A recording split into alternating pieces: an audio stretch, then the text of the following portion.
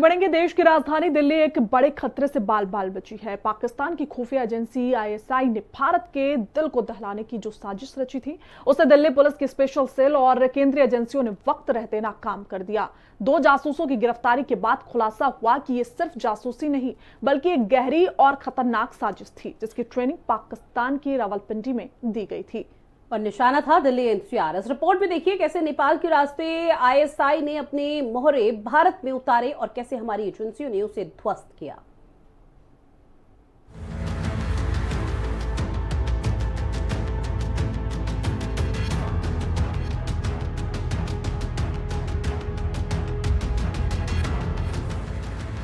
दिल्ली में आईएसआई की बड़ी साजिश नाकाम, 2 पाकिस्तानी जासूस गिरफ्तार, रावलपिंडी में मिली थी ट्रेनिंग। देश की राजधानी दिल्ली और एनसीआर को दहलाने की आईएसआई की बड़ी साजिश को भारतीय सुरक्षा एजेंसियों ने नाकाम कर दिया है। दिल्ली पुलिस की स्पेशल सेल ने गुप्त ऑपरेशन के बाद 2 जासूसों को गिरफ्तार किया है, जिनमें एक नेपाली मूल का पाकिस्तानी एजेंट और दूसरा भारतीय नागरिक शामिल है।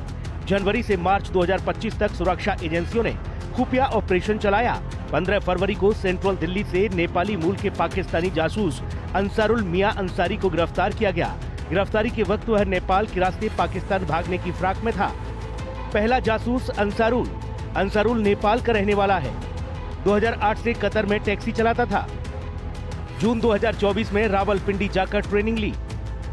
इस केस में दूसरा बड़ा नाम है जासूस अखलाक का। अखलाक रांची का रहने वाला है। अखलाक ने अंसारुल की मदद की। अखलाक और अंसारुल दोनों लगातार पाकिस्तान के हैंडलर के संपर्क में थे। अंसारुल को मार्च में गिरफ्तार किया गया। गिरफ्तारी के बाद उसके पास से सेना से जुड़े कई अहम दस्तावेज बरामद किए गए।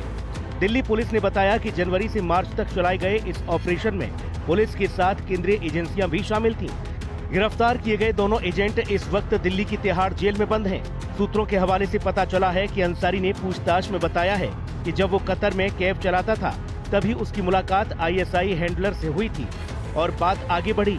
बाद में अंसारी पाकिस्तान गया और वहां आईएसआई के बड़े अधिकारियों ने उसे ट्रेनिंग दी।